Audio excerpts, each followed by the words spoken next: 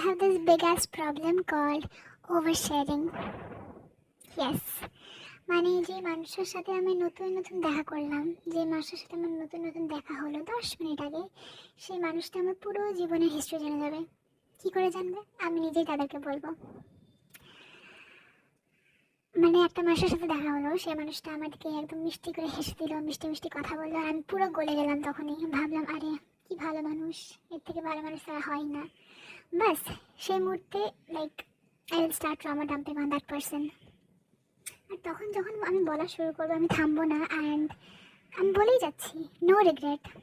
যখন বাড়ি আসবো, বাবু মাসের সাথে কথা বললাম, পুরো একদম ট্রমা ডাম্প করে দিলাম। মানে মানুষটা আমার পুরো হিস্ট্রি জেনে গেল, যে আমার কতগুলো ক্রাশ হয়েছিল, কার উপর আমি কী কথা বলেছিলাম, কাকে কী কথা বলেছিলাম, সব সব জেনে গেল।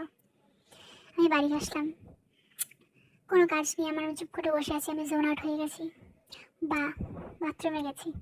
বাথরুমটা হচ্ছে আমার ভাবা চিন্তার জায়গা। সব মানে সমস্ত জীবনের ভাবনা চিন্তা বাথরুমে গিয়ে হবে আমার। গেলাম, ভাবলাম, তখন যে ভাবা শুরু করলাম, মানে তখন ওটাকে বলে ওভার থিঙ্কিং ফেজ। মানে তখন যেভাবে রিগ্রেট হয় না, যে আমি কেন বললাম মানুষটাকে, আমি তো চিনতাম না মানুষটাকে, মানে আমি নতুন নতুন দেখা হলো, আমি কেন বলতে গেলাম সব কথা। তখন ভাববো, আরে ওই মেয়েটা ছিল না, ওই মেয়েটা তো এই মানুষটার বন্ধু হতে পারে, এবার যদি ওকে সব কথা বলে দেয়। মানে এটা হবে আমার, তখন হবে ওভার থিঙ্কিং ফেজ। আর তখন এমনভাবে রিগ্রেট হবে, মানে পুরো মানে মনে হবে পায়ের তলার মাটি সরে গেল। আমি দেখ শিট, আমি কেন এত সব কথা বলতে গেলাম। মানে যখন আমি কোনো মানুষের সাথে কমফোর্টেবল হয়ে যাই, বাস কেলেঙ্কারি। মানে আমি কখন কাকে কি বলে দেবো আমি সেটাও জানি না, আমি কেন বলবো এই রিগ্রেটটা আমার পুরো পরে হবে। আর তখন আমি একদম গন কেস।